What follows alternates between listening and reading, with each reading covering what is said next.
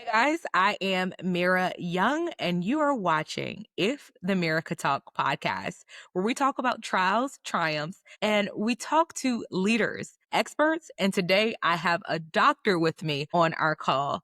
But most importantly, today is going to be a special podcast because today we're going to be diving into life after menopause. Even though I may have some young people watching, I want you to understand that it's not just about older women. It's about all of us because we need to prepare our minds and our bodies for what is to come as well. And also, we're going to be talking about the psychological effects that menopause takes on us. And we're just going to dive into a world of things that Dr. Amber has taught me.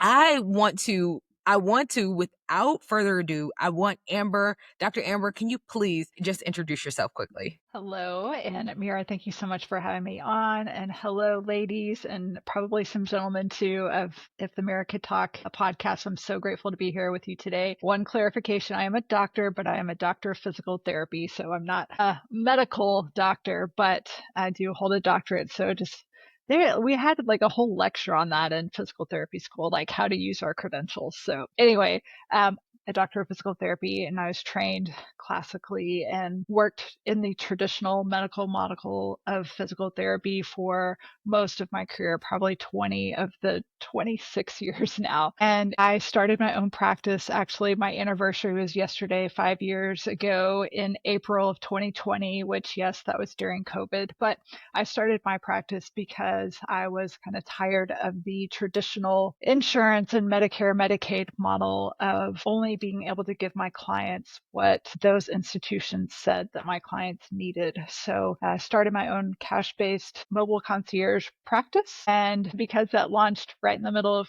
COVID when the world was shut down, it went through some pivots.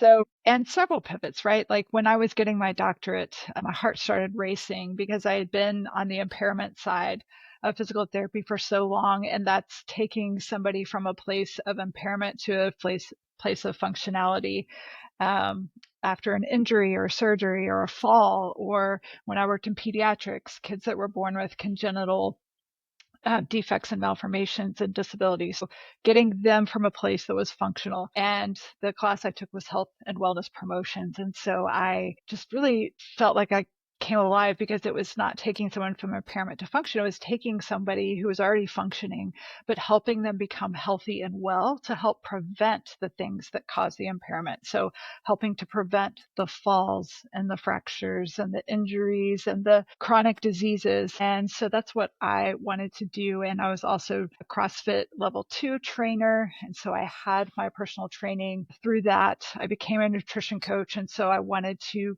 treat my clients into full health, not just how their bodies moved. And so that's how it morphed. And then somewhere along in there, I discovered that I was in perimenopause, even though at the time I did not know the word, and started gaining all the weight, and it came on fast and had been having hot flashes for years. Anyway, we'll get into this in a minute, but had my own journey and didn't understand what was really happening to my body. So that's when I kind of did a deep dive. And about 2 years ago, I really dug in and found out just what havoc hormones can do when you lose them in a woman's body. And so I became a menopause coaching specialist. And now that's what I've dedicated the rest of my career to, is to helping not just women who are in menopause. Actually, menopause is one event. It's that very last period that you will ever have in your life. That's menopause. So everything that comes after that is post-menopause. So you don't ever stop being in menopause. You're always there. So, but not just for those women, but even more importantly, for those women who are in perimenopause. And those are the years that can lead up to that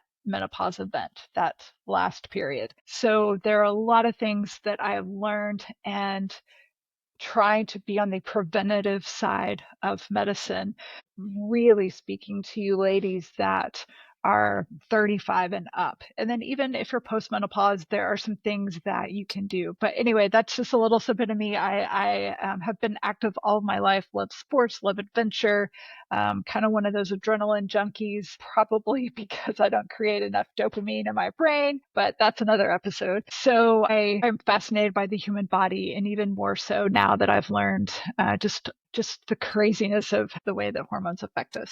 So take me back a little bit, because that was a handful. I So know that was just an introduction. My bad. take me back a little bit to, okay, so being a certified menopause coach, but Yes. you did not say speaker. And I know you had a conference last Saturday, or was it the Saturday before, or was it last Saturday? It was 2 Saturdays ago, March 29th. Yes. Yes, two And it Saturdays was ago. incredible. It was And incredible. I gotta know how this went. Can you just kind of give the audience a little bit about, the speakers you had? Cause I did see, Oprah, she hosted her show like a week after you guys did your conference. So tell us a little bit about, Yes. how the conference went. And before we even jump in, I would love to hear about Yeah, it. sure. Yeah, it was amazing. It's called The Shift, and it was March 29th in Dallas. We had speakers from all over the country and even the world come and speak to our audience, our attendees who are women who are in perimenopause and menopause. We had experts in all the fields of medicine. We had OB-GYNs. We had Dr. Larkin did her talk on breast cancer. Dr. Newson, who came to us from London, made her United States debut. She is known as the kind of the mother of this menopause movement. And then Dr. Stryker, and there are just so many. And then Alexandra Phil and Gary, Dr. Allie, she did an incredible talk on nutrition. She's a registered dietitian, but it was just an amazing time. The women that came, is very well attended. We put the event together in 2 months, so it was a whirlwind, Yeah. but we pulled it off and it was amazing. The women were just locked in on all the speakers. They were phenomenal. We had a comedian who was the MC that kept things rolling and made it fun, brought humor in. We I mean, they were paying attention. They wanted more. They were taking notes. They were elbowing their neighbors. They were like, yeah, like it was like a light bulb moment in so many women's lives as they were listening what the speakers were talking about. And at the very end, we had Dr. Stryker, who is incredible, and she's funny. At the VIP dinner, I sat next to her and she was talking about how you mentioned Oprah, and she's like, I don't understand, like why menopause is having its moment. She's like, this Yeah. has been my career. Like this has been my life's work is talking about this. She was like, I was on Oprah, decades ago. So like these pioneers of women's health that were here, and we do have the replay available that you guys can watch. It's online to be able to watch all these speakers. The question and answer portion, we had a mic up in the middle of the room, so you had to get up out of your seat and walk to the mic, and everybody was kind of nervous at first, and we finally got one question, and then the floodgates just opened and women were lining up. And the only reason that we shut it down, we went almost an hour over our time. The only reason we shut it down is because the event venue had another event that they had to prepare for in our space. So we had to kind of stop the question and answer time for that. But ladies out there, they are hungry and thirsty for this information that we have not had. My mother's generation went through all these horrible symptoms and didn't talk about it and just suffered in silence. And me watching her go through that, like we never talked about it. I never, like, I think maybe I saw her have some hot flashes before, but we didn't know anything. Nobody was talking about it. But Gen Xers, we will not be quiet. We're starting to talk about it. You mentioned Oprah's special. It's actually in one of the links that I was going to have you post for your followers when this is posted.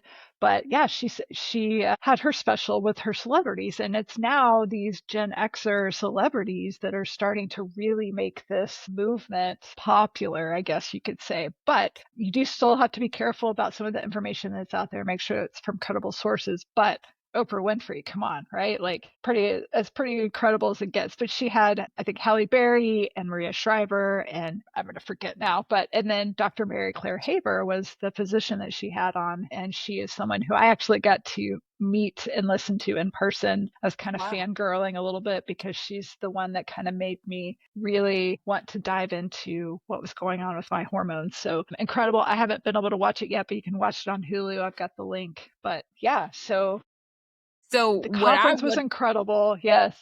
I know it was incredible. Please, if you guys have a mom, a friend, anyone that is going through the journey of menopause, I'm telling you, the replay was insane. So I want to ask, want to touch on one thing. So I did watch the Oprah special as well. The Oprah special, it was very generic for me. Okay. I feel like the conversation we had really touched on a lot of the things that people are wondering, like, where are the resources? Why is my hair falling out? Why am I going to the doctor and getting unexplainable answers on everything? It's like they run tests, they don't see anything, and I'm just left with the pain, with the, discomfort, and I don't have any answers. So I feel like we were able to kind of deep dive into that.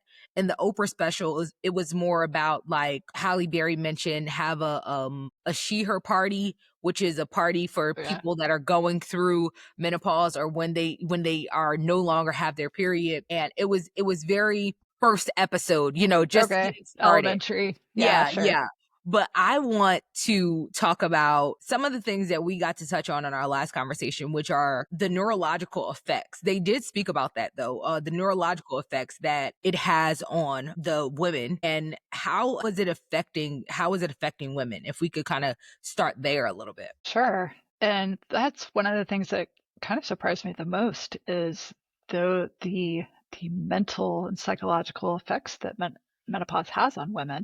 And as you start to lose your hormones, as you mentioned, the menopause party and like the tests and doctors dismissing you because your labs look normal. Well, when you're in perimenopause, your hormones, like when you are in premenopause and you're in your childbearing years, your periods, they're very regular. I mean, some women, your periods aren't regular, but it's a very constant. It looks like an EKG, right? Like it's very rhythmic and constant. And perimenopause, you are just all over the place over a 6 month period. So if you go in on said day, your hormone levels could be here. The next day, they could be down here. So it's not a great snapshot. So you do go by symptoms. But we have estrogen and testosterone receptors throughout our body. They're created in the ovaries, but the receptors that need that estrogen to function properly, they're everywhere. So there are several receptors in our brain. So when they're not getting that estrogen, getting filled with that, then they're not functioning properly. So that's why you have the mental effects. So think depression, think anxiety, think insomnia, even it affects the sleep centers in the brain. So you're not just waking up because of the night sweats and the hot flashes in the middle of the night. You're waking up because your sleep centers are dysregulated in your brain because they're not getting the estrogen. So I found myself in depression, but it was because I had been dealing with some chronic pain. I was also very stressed. I was getting my doctorate. I had my sister and two nephews living with me at the time. I was working for three different home agencies, trying to start my own business, right? Like I had all these things going on. So I just figured it was just, dealing with all that. And so, like many of us that are our stories, which is what we're trying to change for your generation and the millennials, right? You're Gen Z. Are I'm you a millennial. Alpha? A Okay, millennial. millennial. Okay. Are you a cusper though? Are you? Yes, yes. I'm right Yeah, there. on the cusp. Okay. 96. I'm right there. Okay. Okay. So, but my doctor said, well, are you still having your periods? Well, yes, I am. They're kind of irregular, but yeah, I'm still having them. So she said, okay, well, when you don't have your period for 12 months, you can come back and we'll see what we can do then, because then you'll be in menopause. Again, never heard the word perimenopause, didn't know there was anything. So writes me a script for an antidepressant, writes me a script, an Ambien script to help me sleep. A lot of women are prescribed anti-anxiety medicines. So that was the answer, when all along it was my estrogen receptors were not getting the estrogen they need. So I could have been put on hormones and it could have made my experience a little bit more palatable. And there are other things that you can do besides hormones if that's not your deal.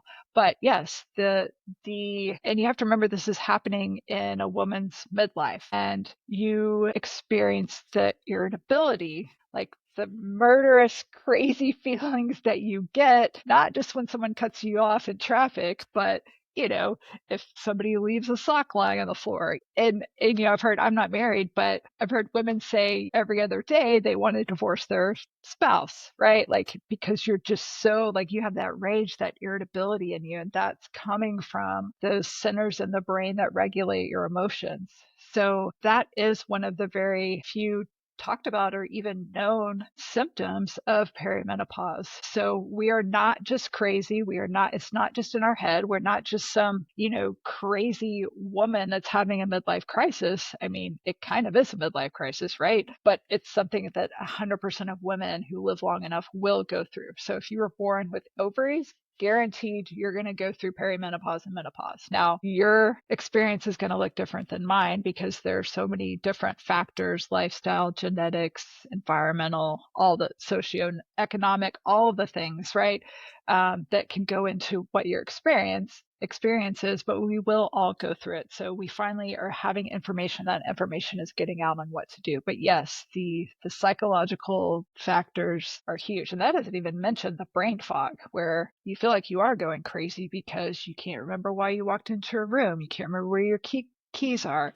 You lost this. You can't remember, I was at a restaurant trying to order a burger with no tomatoes, and I was like, yeah, burger without like normal order for me. Like, those red round things? Tomatoes? Yeah, tomato. Like, who forgets the word tomato? Brain fog. So you really start kind of freaking out about what's going on in my head. Like, am I going crazy? And I have Alzheimer's on both sides of my family now. So I'm like, is this, my dad died when he was 69. So I was like, is this early Alzheimer's? Like, what is this? And it's menopause, that brain fog. And I was going to link this book to Linda Mosconi wrote an incredible book, The Menopause Brain, that goes into a lot of it. And they just got a huge grant for some research to continue to study the brain and the hormones' effect on it. Women, and I don't know the statistic, but the women largely outnumber men as far as Alzheimer's disease. And they're thinking that it is incredibly significantly linked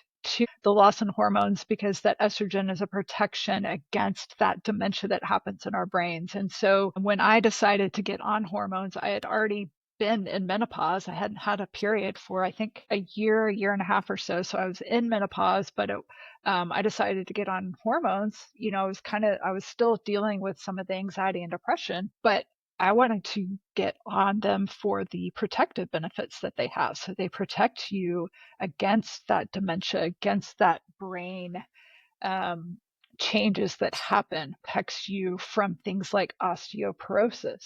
As we get older, our bone density begins to exponentially decrease. Each decade, I think we lose 3 to 5%, whereas men lose 1 to 3% of their bone density in those 10 years. So it speeds up quickly for women when we lose our hormones. And so those brittle bones, you have a fall and there you've fractured your hip or fractured your spine.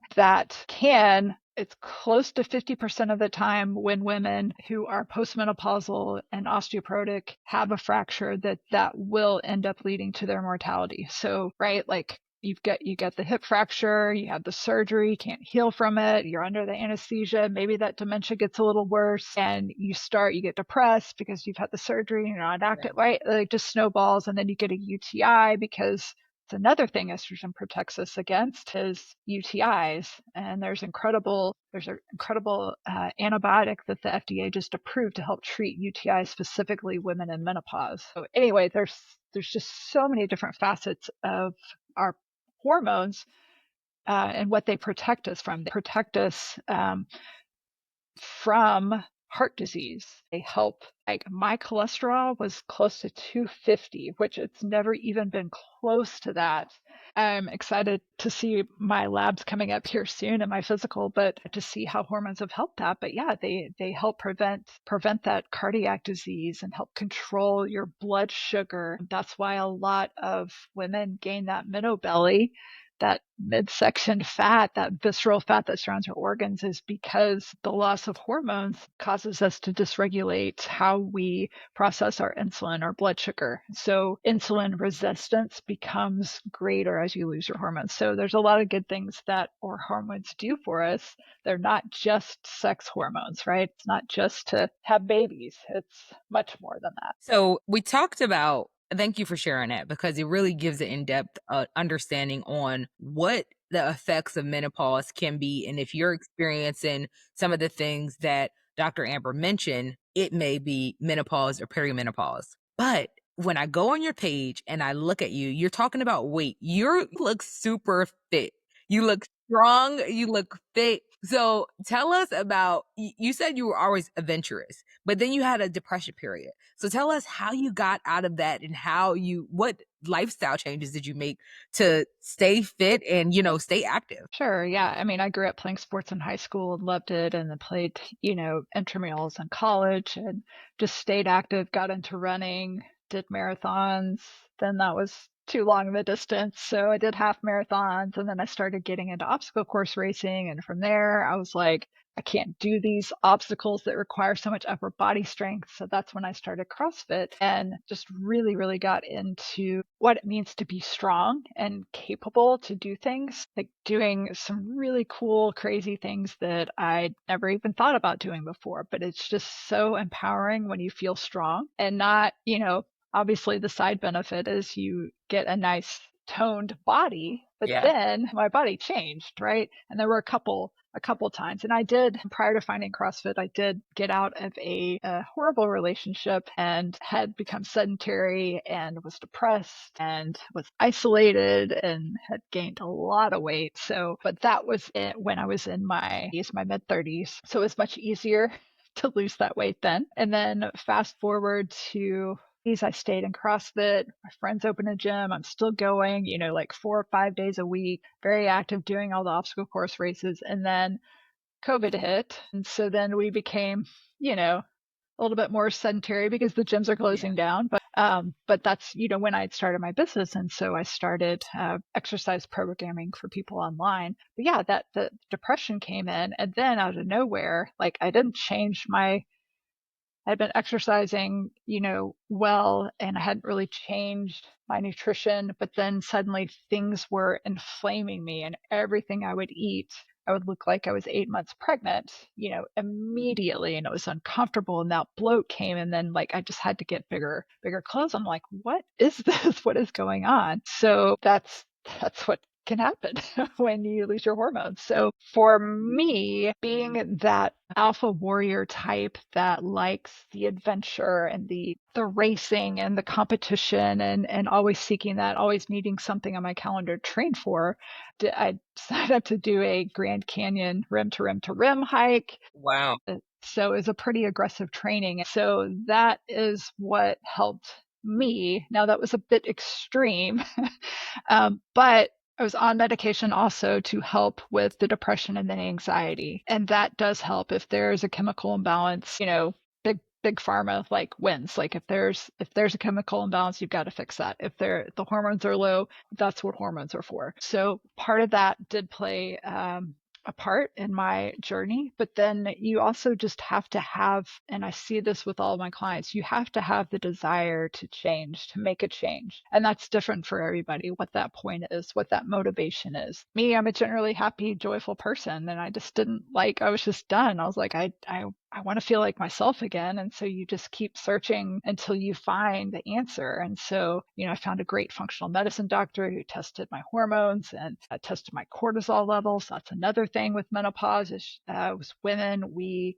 tend to carry chronic stress because we do all the things, right? We're wives and mothers and students and boss babes and owning businesses and working, corporate jobs and all the things, and then managing the household and running the carpools and cooking them, like doing all the things, right? So we carry that chronic stress for years. And then when you lose your ability to manage it, the anxiety can creep in, that cortisol is really high, and that also contributes to the insomnia. But your question was, how did I get pulled out of that? Well, better living through chemistry with the medications, but also just figuring out Like I didn't want to stay there. So you have to have that motivation in mind. So whether it's losing weight or whether it's being able to go on your bucket list vacation and you're going to be fit enough to be able to climb all the way up to the stairs to see your cathedral on top of the mountain, whatever it is, Grand Canyon, whatever it is, maybe you just want to be healthier for your children and their children in the years to come. Whatever that motivation is put that front and center and start working toward that. But it's so cool because my clients and my best friend is this way too, like she hates going to the gym, like hates working out, right? Like she could go her whole life and do it and I love it, right? Wow. So, but what I found is yeah, they might hate it and whatever, but the feeling that they get when they're lifting the weights, that same feeling that I get is, wow, like I'm strong, I'm powerful, I'm capable, like I can do these things. My body is doing things that the Lord designed it to, that I didn't even know it could do. And I think that goes for anybody that hates the gym. Like if you're listening to this and after you go to the gym, after you take that walk, after you take that run, after you lift, you're just like, I did it. I completed it. I feel accomplished. I want to change gears a little bit because I remember we talked last time and I did a little bit of research on culturally Black women and white women in Yes. menopause and the Yes. differences. And I know you talked about how the Black woman report experience high intensity hot flashes, high intensity, but what I've researched is Black women are less likely to use hormone replacement therapy. And I want to open that conversation up because I'm trying to figure out, like based off of the research, is it just due to the healthcare access, or is it due to the lack of knowledge and not knowing? Because I don't think as much, I think it's growing in the Black community talking about menopause, but the resources. And that's another thing I was so excited to talk to you about because you provided me with like 3 websites off of the rip. You're like, Everest Now, this, that. I was like, oh my gosh, I never heard these websites. And Yes. they are websites that give you access to hormone therapy, hair loss, different products without even having health insurance. So you can pay for them out of pocket, whatever. If you do have health insurance, they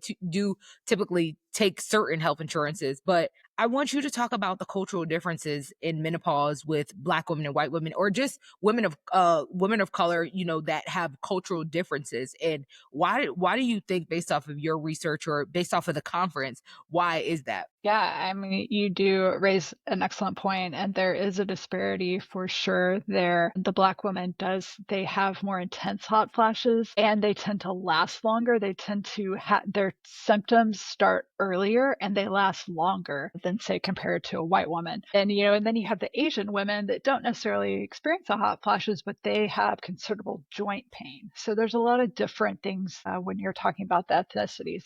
But as far as access to healthcare, I think that's it. I think it's the access, and yes, access to the information about it for sure. But it's the word is getting out to all the communities. It is. I don't know if any of you guys have seen the viral Black woman at a track meet or something, and it was cold outside and her head was just steaming. Have you seen that? Yeah, yeah, yeah. Because she's having a hot flash, like, right? So it's starting to become more mainstream. And the Oprah thing obviously did some big things, hopefully, for it. But the access to that care, a lot of the OB-GYNs and hormone specialists are in the concierge models who they don't take insurance. So they are cash based only and they spend time with their patients. So they're having hour-long consultations with them to really understand what's going on, help educate their patients. So they just can't see the revolving door of patients that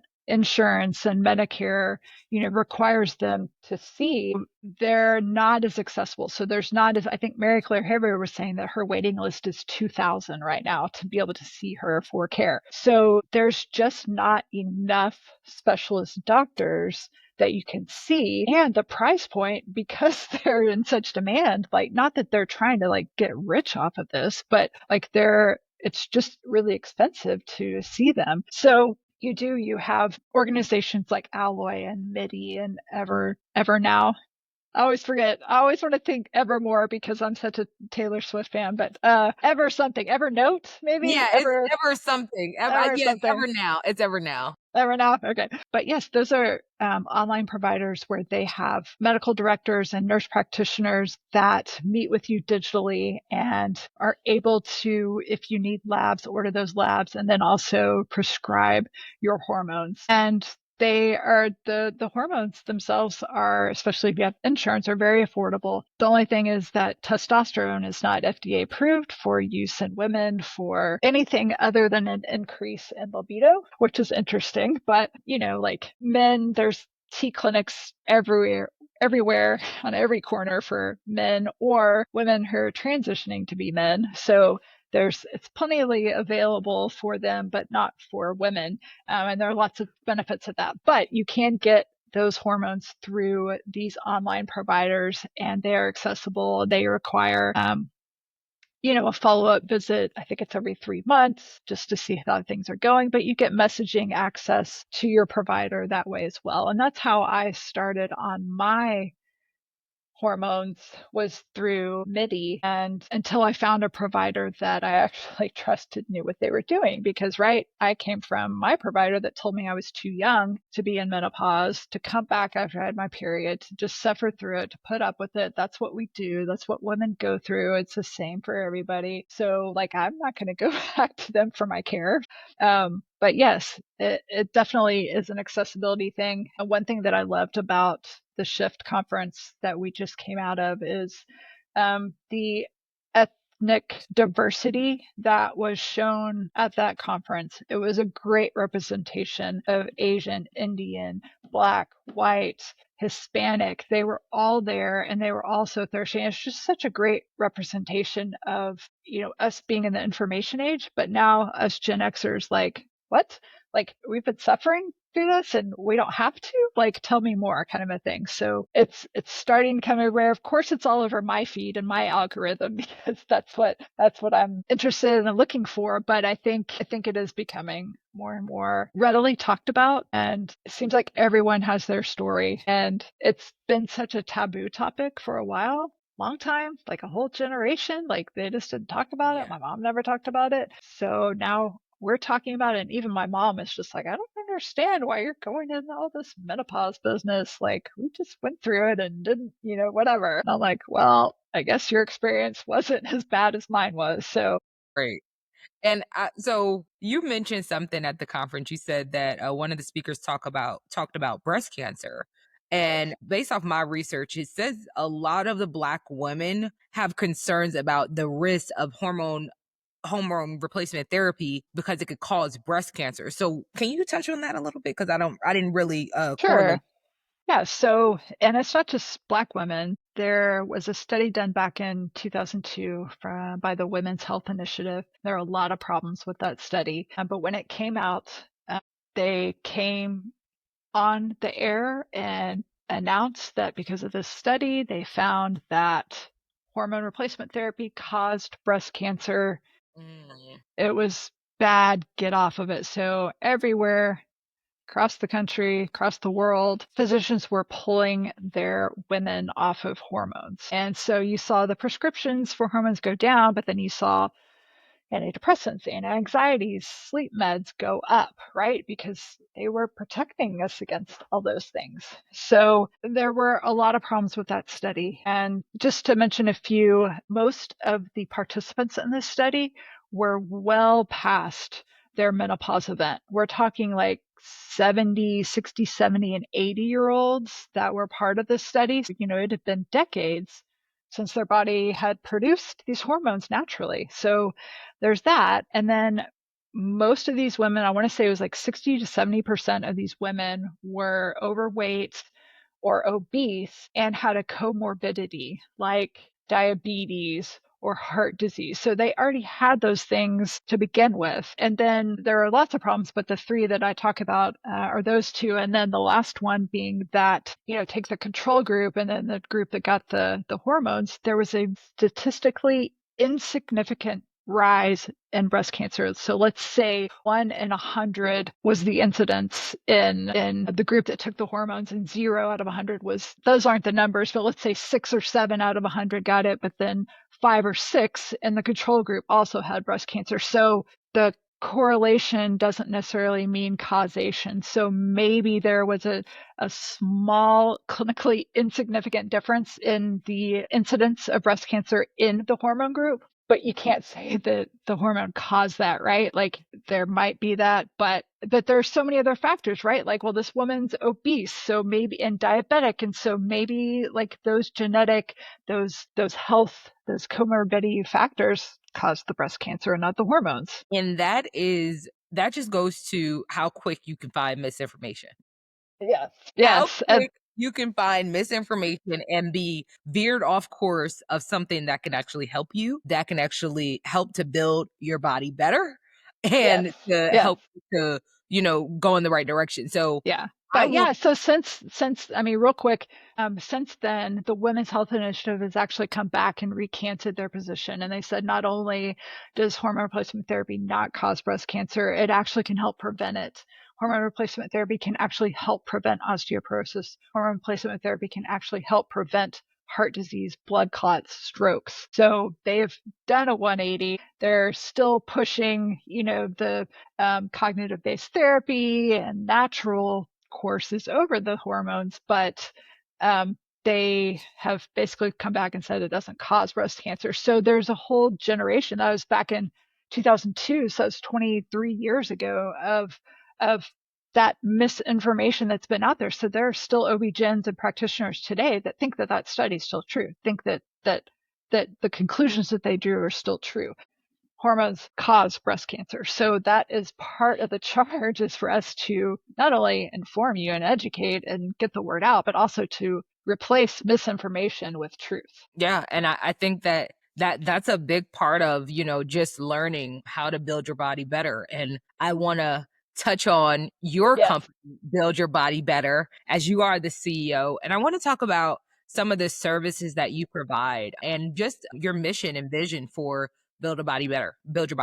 Yeah. So um, I have I work with clients one on one digitally, so I can work with anyone wherever they have an internet connection, right? So my one-on-one services look like coming up with an exercise plan, a nutrition plan. We look at your sleep, your stress, all the things. I help you find providers that can, because I'm a doctor of physical therapy, but I'm not a doctor who can prescribe Mhm. hormones. I can give recommendations and things like that, but help you know how to talk to your doctor, help give you the information. So a lot of education, but then I give you the exercise programming. So you could work with me one-on-one, kind of like this. We have a Zoom check-in where we talk about your goals for the week, and then you go and you do the things. And then I just launched my masterclass, which is a beginner's guide to strength training. So it's called Muscle Over Menopause. And it is a lot of women, especially of Gen X. They've never been in a gym before. They've never lifted a weight, right? Like we come from the aerobics background with Suzanne Summers and Jane Fonda doing the step aerobics and, what's it called? Jazzercise, or just the cardio bunnies that they're just on, logging hours and miles on the treadmill, and they don't know what to do with weights, whether it's a machine or a dumbbell. So it's taking that beginner, helping them feel comfortable and confident in the way that they move, in their selection of the weight, in their ability to know what to do with the exercise implement, how to do the machine, the basic movements, how to be able to walk around a gym filled with big men that think that they're throwing weights around trying to look all macho and like feel confident in that. So that is a masterclass that also has 12 weeks of exercise programming done for you. So you know what you're doing in the gym and you're not just walking in blind and like, oh, this machine looks cool, I'll try it. But actually coming up with a systematic plan to help you actually gain muscle. And when I say gain muscle, no, you're not going to look all big and butch, unless you're eating, 12 steaks a day and eating all the calories. You're not going to get big and bulky, right? This is to tone muscle that's underneath. And when you build muscle, it's metabolically active tissue. So it's burning calories even at rest. And once you build that muscle, so you need muscle to be strong and capable, but then you also need that muscle, especially if you're dealing with some weight and fat loss, because it's going to help you burn things at rest. Those are the two programs that I have right now. I am hoping to launch a group coaching program. So it would kind of be between the, do it on your own with the masterclass and the one-on-one. I'm hoping to launch that this fall so that I can help more women. But it's all digital, so I can help and reach more women with this. Love that. And I want to ask you, before we wrap it up, I want to ask you, what do you think can you give me a piece of advice on how women approaching menopause should be, or give me a piece of advice for those women that are approaching menopause at this time in their life? Yes, absolutely. So the sooner that you can get a handle on your general health and well-being, the better, the more prepared you are going to be to enter this time of chaos in your life, because it is coming. And I'm talking about getting into a regular exercise routine, watching what you're eating, avoiding those foods that are inflammatory. That is one thing that the hormones do, is protect you against inflammation, which is why I was bloated after eating all the gluten that I had eaten for 40 years of my life and could eat anything, right? And your body starts affecting you differently. So start having nutrition habits that are giving you what your body needs, and please, please, please eat all the protein and eat your healthy fats. That's what's going to help protect your brain. Also, protein and fat actually fill you up more, give you more satiety than the carbs. Oh, and I have it too. I got that sweet tooth. I'm always craving cookies and brownies and sweetbreads and all the things, right? But those are just almost calories that they're not going to fill you up, and they're so palatable because they put the chemicals in them that leave you wanting more and more and more. Empty calories. So yeah, so if you load up on those healthy fats and healthy proteins, lean proteins, that's going to fill you up, so you won't want as many of those. Managing your sleep. Like, I used to be able to go on 5 to 6 hours of sleep. I would just be at peak performance on that much sleep. But now if I get that much sleep, I'm worthless. Like, I'm brain dead. I'm exhausted. I can't do the things. So developing good sleep patterns, learning how to control and manage your stress, having self-care routine. That's another thing that I neglected forever, because I like to go and do things, but I wasn't really taking care of myself. So starting those habits now are going to prepare you for the change that is coming, the shift that is coming. And it seems like when we're younger, like you almost have more confidence and more ability. You can move better. You have more energy. So learn how to lift weights in the gym now when you're young. It's very scary for a woman my age, I'm 50, to have never lifted weights and to walk into a gym. And I love my clients so much, and I'm so proud of them because they did take that step. But don't wait until then. Do it now, do it sooner. So that it'll be a part of your life, your routine, and it'll be a sustainable part of you. So I second that, and I want to know, what do you think that society or the medical field can do better to support women with menopause or currently in it? Yeah, so it's been really interesting the past couple months preparing for the event, trying to get sponsors, partners to help us put on this, because it was also a fundraiser. And yes, we were limited in the amount of the time that we had. Yes, we started this at the end of January, which is the beginning of a new year. People had already allocated their budgets, but it's just been so eye-opening because we totally ran into what we knew the problem was. Like, nobody is wanting to invest money in women's health. Yes, breast cancer. That's a good one. People will support, the government supports breast cancer, and also pregnancy, the woman who's trying to get pregnant, or the woman who doesn't want to get pregnant, right? Like the birth control, like all those things, people will give money to those because traditionally that's how it went. Give money toward women's research in midlife. It's like unheard of. So it's having to um, put statistics in front of people. Women are 52% of the population. 100% of us will go through menopause. So 52% of the population is going to go through menopause. Like, how can you ignore half of the population? And these women are in the workforce. They're at the tops of their careers. They are in very powerful leadership roles in their companies, and they are hitting this.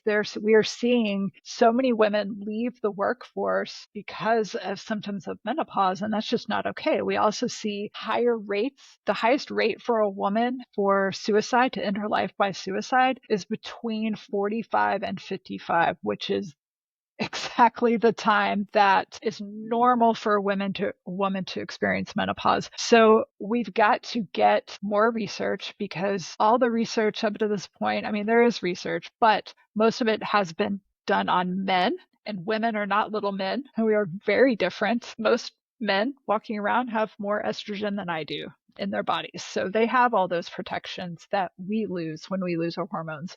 So even on my hormone replacement therapy, I'm still probably lower on my estrogen levels than a man my age. Um, just like we experience symptoms of a heart attack differently than men do, we need different medications to help us with our heart disease and our blood pressure. So the same thing, like we need more research, we need more money allocated to that. And then there are things, and one of the links I'll send you is for the Citizen's Guide to Menopause Advocacy, and it spells out the 3 areas of clinical excellence, research, and education. But there are ways that you can write to your state senators. We're also demanding that institutions not only increase their education of the students going through the program for the first time, but Mhm. making it a requirement for all practitioners to have some sort of competency in the care of a menopausal woman. Whether you're an OB-GYN or an endocrinologist, a cardiologist, a cancer specialist, like know how to take care of half of the population after the age of 45, like after the age of their childbearing years. Those are the ways that we can help. So I will post that. It's hard to say, Citizens Guide to Advocacy, but it can tell you how you can be a part of that. You can give. Our conference, the Shift Conference, was to help raise money for Balance, which is a docu-series that is coming out. It's a 4-part docu-series. 2 of the filmmakers were at the Shift. They are female monks, the first of their kind in this country. They're incredible women. This is their 4th documentary. They are award-winning filmmakers. They've done 2 previous documentaries on sex trafficking, one on the stray animal crisis in Houston, and this is their 4th. And even they have said, we had no problem getting money to fund our sex trafficking or our pets, but women in midlife health, we can't get funding. We can't get, they're having trouble, finding a distributor to pick it up. So, things like that, like help donate to causes like that are doing the research. So there's lots of different ways to get involved And like you said in before, that. if you can't donate, write to your senators, write to research companies, write to people who can make an impact and can continue this research and can continue to develop funding for this, because 52%, if you own 52% of a company, you're a majority stakeholder. Yeah. Yeah. And women own most of the wealth too, which is crazy. It's like, well, Wow. where's the issue? Like, what is it? If we are more of the population, we have own the most wealth. Why is there a problem? Why are we not investing in ourselves? Yeah, I I could definitely see that, but I definitely see it growing. I see people using their voice to shed light on something that has been very, very in the dark for a long time. So I'm glad Yes. Thank you that so much for, when I think of this episode, I'm like, life after menopause should not be the title. I think I'm gonna name this being a building a better body in menopause, or being better in menopause, something that empowers people to know that if you're on this journey right now, you can be transformed. You can be stronger than ever. You can have better confidence and you Yes. can be guided on this journey with Dr. Amber or with someone like her. But because she is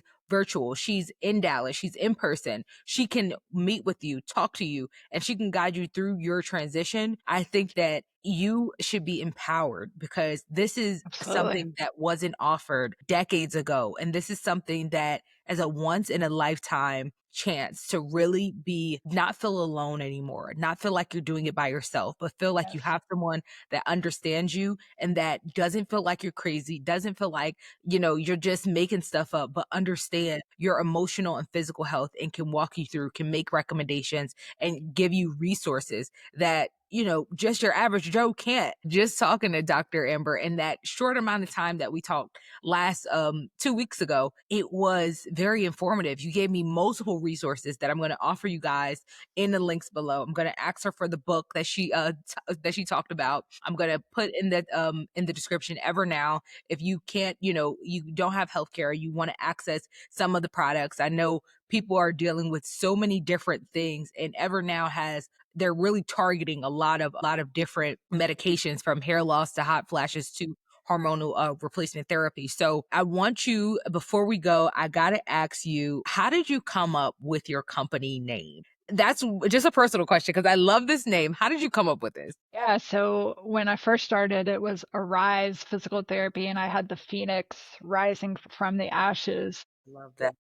And I wasn't really so much doing physical therapy anymore as much as wellness and that side of things, more of the personal training and nutrition side of things. So I I don't know. I'm someone who likes alliteration. So, the three B's I could dig, build a better body. And even me, even someone who's even fitter than me, there's always room to improve upon ourselves, right? Whether it's your body, your mind. But yeah, building a better body. We can be better today than we were yesterday, and tomorrow we can be better than we were today. So, just that idea of constantly trying to transform and better and renew yourself just kind of stuck and came to me.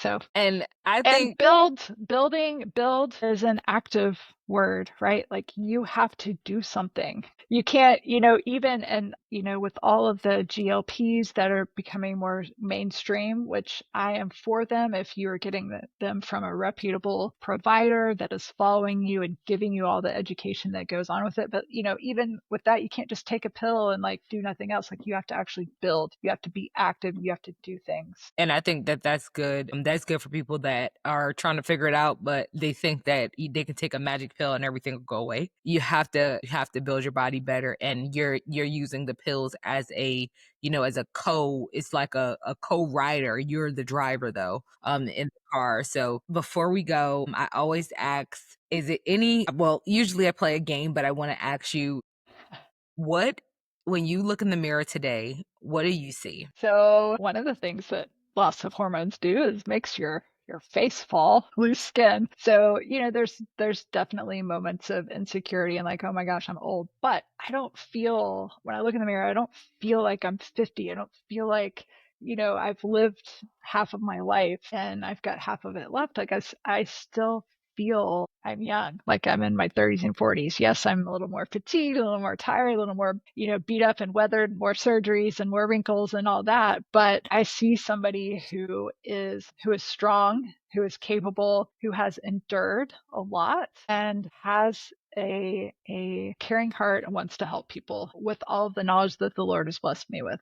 So Yes, and I think this is a divine calling. Like your mom said, like you didn't just like wake up and be like, I'm gonna do this. You were called to this. You definitely were. And then the wealth of knowledge that you have, I just want to thank you. Can you let people know where they can find you where they can find you and how they can find your service? And I'll also link all the links below. okay, yeah.